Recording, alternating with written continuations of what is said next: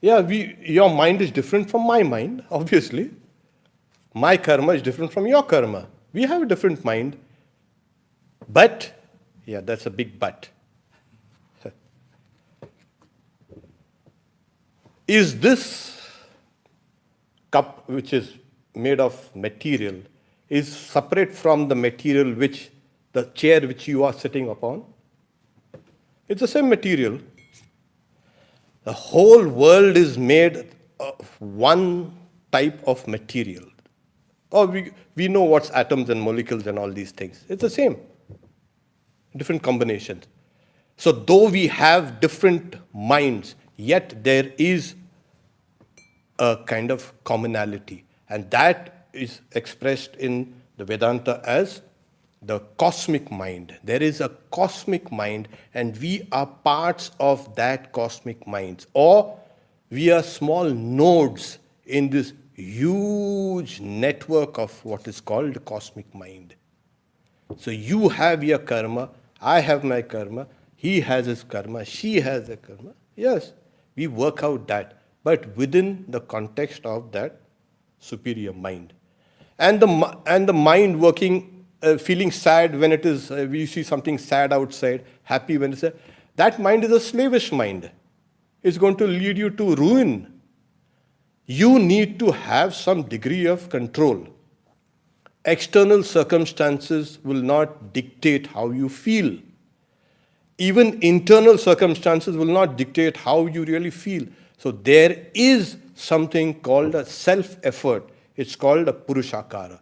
It is through that you can subdue the mind, make it equanimous in all pleasure and pain.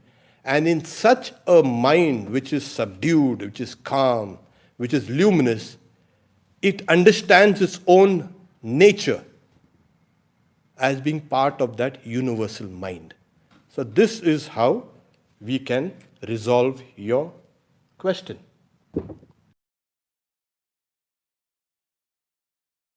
Your mind now has a particular consciousness. As we have mentioned, there is a particularized consciousness.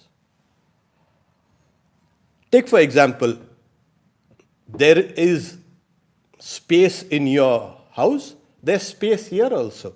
Or you can say air. Can air really be divided? But apparently it is by the walls and by the ceiling, by the floor. So that one mass of air or just extensive space seems divided. So there is one consciousness which is present in everything, every being. In fact, this is the fundamental reality, not the mind. The mind has kind of set up a kind of an illusory walls around it. This is mine, that is yours. And that one consciousness appears divided. We have an infinite number of things. We have 330 million gods. We have gods everywhere. It's not only that, we have plenty of gods. But they are all emanations of that one God. One, it's not a God with name and form. Okay? It is an absolute. So it is a kind of an emanation, even the gods and everything else have kind of emerged from that one ground of reality. So we have, at the same time, the one becomes the many through Maya. We don't say that these multiple gods are absolutely real. They're relatively real. Like the gods have emerged from there, even human beings and animals and tigers and birds and plants and everything has emerged from there. And the process is to go back there to that one, to the source, going back to the source. So the one becomes the many. We don't want to limit it to 3 or 4 or 10, 20. We have millions and we have billions also. Not only that, we have these gods also within us. So the God That's the deity that represents sun also represents my eyes. The deity that represents the space also represents my ears. The deity that represents earth also represents my sense of smell. And all these deities are within me and also outside me. This whole world is actually divine. It is not material. This is what Vedanta has been trying to insist and try to hit us with that on our heads. But still we are so kind of dense. It doesn't enter. This world is divine. There are deities within and without. It's not just 2 or 3. Everything. In fact, Sri Ramakrishna and Holy Mother in their lives, you find them. Take for instance, one brahmachari, one young monk. He was pushing a cat with his foot. And Holy Mother says, "Oh, Gyan, don't do that. Don't you? I dwell in that cat as well." So here you are. So it is at one point of time, we have monotheism, we have pantheism, we have henotheism, we have everything. Swami Vivekananda said, from the lowest fetishism to the highest absolutism are so many stages of the human soul trying to attain to perfection.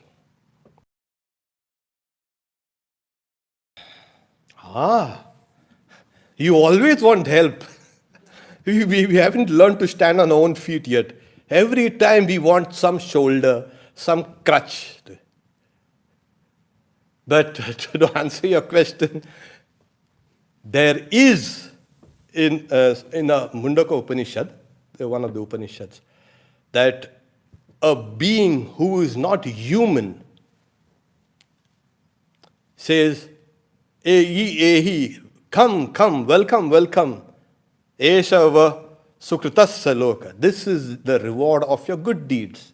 So, what you call it as guides or some kind of souls that are engaged in the transfer of a person from this level of consciousness takes it to the next level of consciousness or another body. Yes, there are these guides. You had described watching a monk die, and you were there chanting Gita and chanting the holy names. Yeah. Why? Why chant the Gita? Why chant the holy names? Oh yes, this has been it's a 5,000-year-old tradition. Because the internal consciousness is not lost of that person. That person is breathing, heavily labored, the prana is being retracted. There is an internal consciousness. So even in patients, coma patients, if you notice, there is a kind of recognition. There is an awareness inside. And my own guru had kind of told us, the internal consciousness is never lost of a person. Whatever external signs of death are there on the body. So that person there inside can still become kind of aware of these holy words that are being chanted. And that will revive the memory of those kind of associations and Sri Ramakrishna and this and that and get liberated. That's the idea. The idea is not because we kind of like to chant the Gita simply. We want to help that person, and we need to help these people at this time of death. Question from Ashley. Can prayer help a deceased person cross over to a better place? Yes, absolutely. However, pray for the person to leave this place and go to the next station. There are people who are praying to recall that person back. Don't leave us, and praying, "Oh God, don't make her die." That kind of prayer will actually stall the very process. There have been, in fact, I have experienced myself that a person was leaving and then suddenly was stalled by all the family members praying. So that person again revives and saying, stop praying. I just experienced something very beautiful. Let me go. And then all the family members stop praying, and the person quietly closes his eyes and then leaves. Prayer does help us, like a traveler kind of takes a kind of some food or something, a bottle of water along. Prayers are like that, to help the person transition from one place to another. Besides, they also kind of act as a kind of a light, as a kind of good karma for that person who really needs it. That person feels that everything is now lost and nobody remembers me and everything is over. When somebody remembers that person, that helps the person. And that's why in all cultures we have something called the period of mourning. We mourn for people. We remember them. We have memorial masses. That really helps. So please keep on doing that. Dara asks, by speaking in loving prayer to a deceased loved one, are we harming, holding them back? Those who have already left, or they are still on their way? If they are leaving, Looks like she means those who have already left. oh, if they have already left, no. In fact, they are highly benefited by your prayers and by your love. Extremely. Besides, a slightly enlightened soul understands the whole plan of this universe is actually based on love. Nothing else. Nothing else. So there are these books, many books written about what actually happens at the time of death. So there's a stage of remembrance, and then you remember everything. Then the next stage you encounter is the stage of forgiveness. You've got to forgive everybody. All the wrongs that people have done against you or what you have done, you forgive, resolve everything and then proceed. It is here you find that the whole universe is built on love. That person feels love and only love. Akshay asks, how to make ourself our prana to leave through the sushumna to get liberation? Oh, you have to first open the sushumna when you are still alive. So it is, Swami Vivekananda says, by the mercy of the Guru, the grace of the gods, and by persistent efforts, that is opened up. There's a few more sort of follow-up questions to that earlier discussion. I don't know if we have time to get into We can pass it over to give others the opportunity. More or less we're Okay. So Akshay follows up, how to get established in yoga, equanimity, which leads us to the ultimate liberation. Well, It's a big question. yeah, abhyasa vairagya. Abhyasena to kaunteya, vairagyena cha griyate. The Lord says practice and detachment. These are the two, you can say, factors that can keep you in yoga. So practice, not for 1 day or 2 days or 5 days. Keep on practicing. Sometimes it takes years. And also pray. Prayer is a very powerful thing. And the Lord hears our prayers. And He is ultimately the one who will give yoga. That's why it's called the Yogeshwara, the Lord of Yoga. Okay, there's two final questions. Okay. Okay. If someone moves on, Tara follows up, if someone moves on to another incarnation, who are we praying for? You see, in very, very, you can say, rare cases, there is an immediate reincarnation. But Holy Mother says you've got to wait for 1 year in a disembodied state. That's a minimum. There are some people who are kind of born, reborn after a very, very long time. Remember that there is no concept of time there like we have the concept of time here. Even here, the concept of time is relative.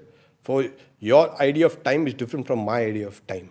Okay, so it depends on how busy we are. Also, time kind of is relative. So when we leave there, there is a period of kind of taking it easy. There's a lull. In the case of very highly developed souls, there is something called a yoga brashta. That is the people who have fallen from the path of yoga. And Arjuna, in fact, asked this question in the Bhagavad Gita. What happens to them? Is everything dissipated, all practices and everything all over?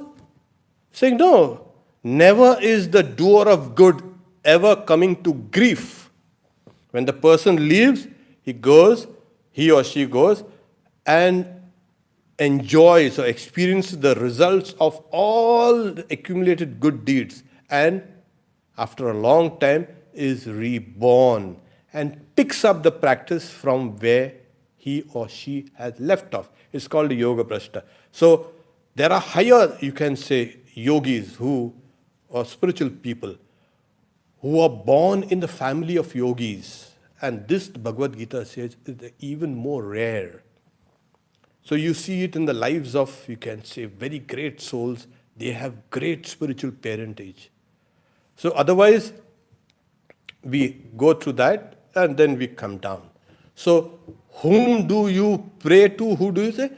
Actually, that person is still an individual till the person attains liberation.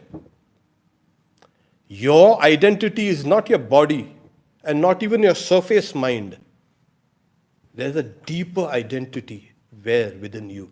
It's called antaratma. That is the individual soul with the kind of the mind which has traversed for many, many, many, many births. Bahunam janmanam ante. Many. That is the core of your mind. And if you pray for that, that kind of listens to it. Don't worry. You can keep on praying. Do we have time for one more? Yeah. Last question. Is there a possibility of souls to hold on and cling on to the material existence, depending on their unfinished desires? Oh, yes. Are there such souls or spirits who wander as ghosts of different categories? Oh, yes, yes. Who's asked this question? We don't know. V, okay. Yes, there are these souls. They're called the very deluded ones. They are full of desires, and those desires kind of keep them down in a way. First thing they do is they try to re-enter the body. In India, what we do is, the moment a person is now kind of fine, everything is over, that person checks the pulse and this and that, whatever, takes a breath, and keeps the person for some time, a few hours, just to be sure the guy is there. But in the meantime, the person's feet are tied together, bound together. Generally, it's the toes that are kind of tied. Because that soul is trying to re-enter through the Muladhara, the lowest center. So the moment it sees that, hey, the doors are closed, now what? And then we take that and bury it or burn it. So that delusion is kind of cut. Now I can't do anything about it. The idea is it's a signal for that soul to proceed, not to tarry, not to wait. There are things yet to be done. Proceed. So there are some people who even commit suicide. In fact, I know of one person who did commit suicide on a particular day, at a particular time, and she went through the process of hanging herself over and over in her mind for days and for many days. And then on that particular time and day, she did what she was revolving in her mind, and she died. Now, when she died, that very jerk of death, that soul never realized she's it is dead. And people used to see that at that particular time of the day, a particular time of the week, and particular time, a girl come out in a kind of a those who can see ghost, and put a noose around her neck and jump down the balcony. So she was caught in a kind of a loop, a mental loop of illusion. She was doing that over and over and over again, not realizing the gross body has been discarded. So then these last rites, we call Shraddha rites, are extremely important. When you go and you finish those rites up in where you have in Gaya or anywhere else where the soul now disengages with this material realm and proceeds out.